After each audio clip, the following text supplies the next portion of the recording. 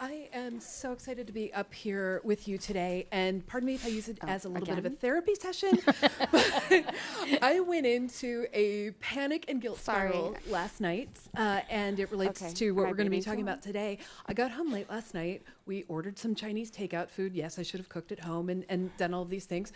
But it came with a whole lot of condiments I had not ordered and all this plastic packaging and things. And I was standing in front of my trash and recycling thinking, I'm going to hell for ruining the environment by tossing out this thing, perhaps not using it. And it was something I didn't ask for, and it came to me anyway. And I'm looking to you as one of the helpers to get me out of this panic spiral. Oh my goodness. I don't know if I can. I think it's just time to go down the spiral. Well, no, I'm happy to be here to talk with you about this. And welcome to modern day food packaging and how our food system works and why many of these issues are so hard to resolve, because we have designed a food system based on, plastic packaging, throwing away, too big of portions. I mean, all the things people are talking about today. We have a lot to fix here. And on the other hand, we have one of those issues where I think an earlier panel talked about the numbers of people agree, 90%. I mean, let's face it, everybody's grandmother told us not to waste food. And so you just, in your heart of hearts, believe we shouldn't do this, hence the panic. Oh, I was raised Catholic. You wait for something to mold before you can throw it away. But the thing is, the restaurant probably didn't have a whole lot of choice in how they sent me the food, it being in a plastic packet, in these plastic containers and things. So there's a chef who is one of our Food and Wine Best New Chefs of the class of 2025, Jordan Rubin, Mr. Tuna. Oh, we love him. He loves you, and he is one of your constituents. And he knows that you're a very solution-oriented person. So he asked me to ask you, what kind of work is being done for restaurants to incentivize them using better takeout containers, to use more sustainable practices?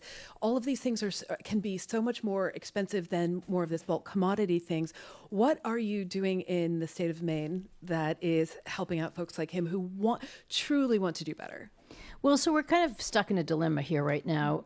If this was a year ago, I would be talking to you about all the great initiatives we have going on, the ways we're helping restaurateurs, the way we're trying to reduce plastic packaging, the way we're trying to encourage, composting and a whole variety of other things. We've had a change in administration, you may or may not have heard, and many of their policies are going in the opposite direction. So it is hard to say right now, what we're trying to do at a federal level. In the state of Maine, they've been very focused on reducing plastic packaging. They've also been interested in and putting forward laws that reduce your ability to have plastic packaging that has PFAS in it. As you know, that's a forever chemical that stays in our bodies, stays in the soils, and that is a component of many of the packages that we have today. So we're kind of going through a revolution of how to have more recycled packaging or recyclable, so that if you get something in a container, you can throw it in your compost bin when you're all done with it, and ways to reduce that. I have seen a few very innovative kind of small restaurants that will actually allow you to bring in your own container to take the food. But let's face it, in a lot of people's modern lives, you're picking up the kids, you're coming home from work, you're getting the Chinese takeout food or whatever the takeout is, and you're coming to your own, table, and you might even be eating out of the same container. So it's like, it's not that easy in life, but changing how we think about these things would make a big difference. And you yourself come from a farming background. That's true. As I understood. So the thing is, when I think about these products, there has been a farmer who has touched them at some point. The person who grew the soybeans for this soy sauce that I was feeling very guilty about throwing out, the components of the duck sauce, all of these components of it are personally made by a farmer who is probably struggling themselves, and the waste of this is.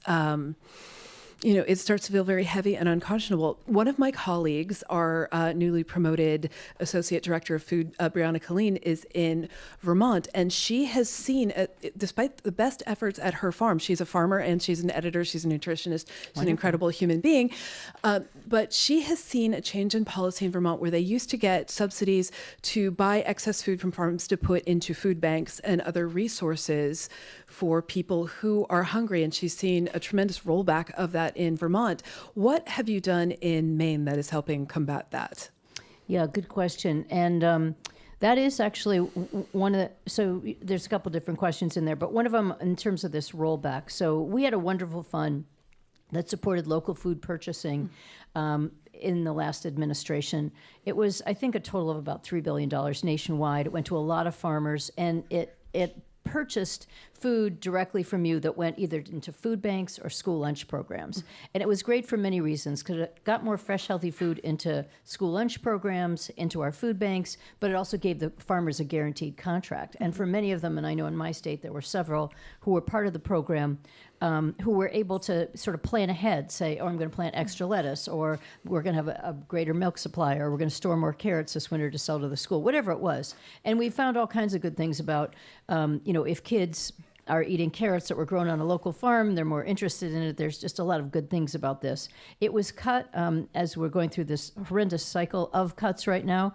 But I will say, sort of one of the things that Maxine was talking about, my previous colleague who was up here, I do have a bill now it's a bipartisan bill, because there were Republicans and Democrats equally angry that this was a focus of a cut. So, and those kinds of programs are really helpful to small to medium-sized farmers in particular, who are often dealing with unpredictable markets and unpredictable, you heard they often can't get enough labor to pick their crops, or we just have such adverse weather. So we're hoping we can bring some of that back and sort of make the case that this is a really important priority. It's not as much on sort of the food waste side, but it's certainly on the side of sustainability for our farmers and keeping them out there. And farms themselves, especially small to medium-sized farms, one of the reasons we look for programs that kind of help to make them more viable is they're local. They're not shipping around the country. They're often selling, at a farmer's market, a CSA, directly into a school or institution.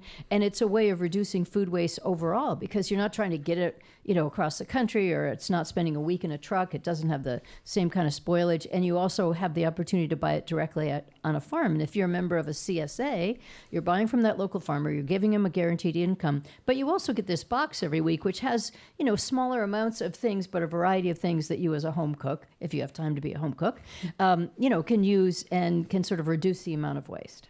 It can feel in that moment, standing in front of the bin, so large and heavy, and it can make it feel like you are solely responsible for this problem. And then, if I don't do this thing, it's not going to make a difference. If I do this thing, it's not going to make a difference. I need to know where I can send my best power and energy. So it's not just going into the dread cycle. So it is reaching out to people like you and asking the right questions and putting the correct kind of pressure. How do I put that pressure? Well, as Maxine was saying earlier, keep calling your members of Congress and your local state legislators and your city councilor, whoever it is that has some impact. In fact, they all do in your life, about whether your city's going to have a mandate or a composting program, or the policies that we do in Congress. And don't back down at this moment in time. There's a lot of worries that we can't use the word climate change, that everything's being dismantled, that democracy is falling apart in front of us. But it doesn't mean you should say, like, oh, well, what can I do? It's such a big problem. It just means double down on every possible thing. And I do think that the things that you do at home, now, look, you get Chinese takeout, you can't stress, okay? Throw away all those little packets. They send you too many because they don't want you to call up and say, why didn't you send me enough soy sauce? I think you got to do what you got to do you're not going to be perfect every day of the week, but changing our habits and getting into new habits. Again, you've heard a lot of people talking about a lot of food waste at home is frankly because we're not quite sure what to do with it. And I think some of that is generational change. My grandmother knew what to do with every scrap of everything that was ever going to be thrown away. And my mother did too. But there's a generation that hasn't grown up cooking around other people, or they're just too busy. They just don't have enough time, and everything sort of gets ahead of them. They're not able to use. But I would say don't let anything like stress you and feeling you're a bad person, but also all these things are important to do, and encouraging other people to do these things in your community, or making it possible that compost pickup, happens on your block, or that some of the mandates that are happening in some states that say, well, restaurateurs really do have to make sure that they're separating the food waste and they're getting it to a composting or biodigester. It's not just going into the trash. What is the best way I can yell at a corporation? What is the language? Because we don't always have a lot of choice in the packaging in which we receive our food. We can go directly to farmers. We have some tremendous farmers markets in New York, but there comes a time when I have to go to the grocery store and I don't have a whole lot of say into the kinds of packaging I get. And it can make me feel like I'm yelling into the void when I'm writing a letter to a corporation. Is there a cheat code? Is there language that they will listen to? That's a really good question. I bet there are a lot of people in this room have some good ideas around that. But I would say, social media has started to impact corporations far more than it ever did before. And certainly food companies and grocery chains are very sensitive to this. So, organizing 6 of your, friends to be like sending messages back on the Instagram posts of your grocery store, everywhere else, all the things that you can currently do to sort of push back at that level, I think is important. Writing those letters, getting a letter writing campaign, even if it's 5 of your friends, they're going to start to see like, oh, there's actually somebody who cares about this stuff. Because I think one of the things that happens is that we get in this like spiral of, well, it doesn't matter anyway, and why would I ever write a letter to the grocery store about why do you use so much plastic or whatever. But one of our largest chains in Maine, Hannaford's, which is owned by a bigger international company, has made zero food waste part of its goal. And they not only have invested in that, they're shipping they're doing all the things in the hierarchy, of making sure they donate, but then if there's no other option at the end, they get it to a facility that turns it into a biogas along with manure from a local farm. So they've got a plan going on. And they actually have purchased new equipment that helps to separate the plastic packaging, from old loaves of bread or whatever it is. And that in itself is a real advancement in, okay, you can do something about this. And on a personal level, you as a person who have been a farmer and have such a direct tie to the food, what are some of the things that you do in your own home to value the produce that you're getting and to save it and make sure that you get absolutely every bit out of it? Well, one of the things I do policy-wise, and then I'll say what I do at home, but is one of the reasons I'm so supportive of small to medium-sized farmers is I think that they help us a lot in reducing food waste. I've run a farm much of my life, and the fact is when you're on a farm, you're already thinking about there should be no waste. If there are things that you can't harvest in the field or just the parts of the plant that you can't sell to somebody or eat, you make sure it goes in a compost bin along with the animal waste and everything else. So everything is sort of like a resource to you. It's not something to throw into a landfill.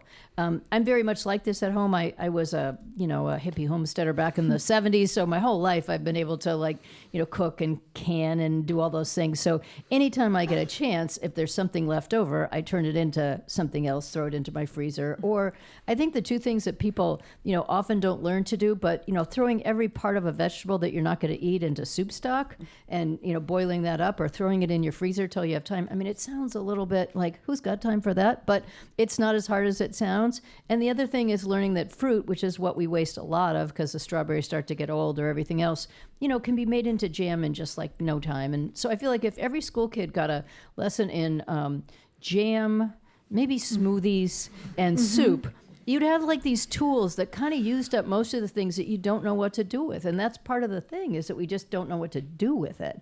But almost everybody today has a refrigerator with a freezer on it. You can throw a few things in there till you got the time. And then before you know it, you've made some jam and given it to your friends. And it's much easier to do than it looks. I'm so here for the home economics revolution in there. Do you know in the state of Maine, is there a home ec program?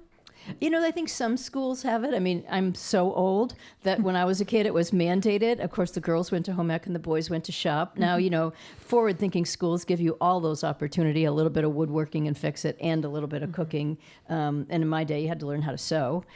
So all those things were important. But, now, like every third Instagram post is either a Maha mom or a hippie left-winger sort of saying, like, look what I'm doing with my sourdough, or look how I'm making something on my own. And so we might do it through a different vehicle today, but I've found, one way to converge those differing points of view and perhaps who you voted for president is to say, hey, I'm going to make some jam today too, or here, look at me, fixing the hole in my fence and putting some more things back in my garden today. So I think there are ways we come together, and I think there are incredible vehicles with social media, YouTube today, for almost everybody to learn how to do that stuff. I'm here with you for the jam and pickle revolution. Oh, and pickles, yes, of course. And we have a few seconds left. What is your single favorite no waste recipe?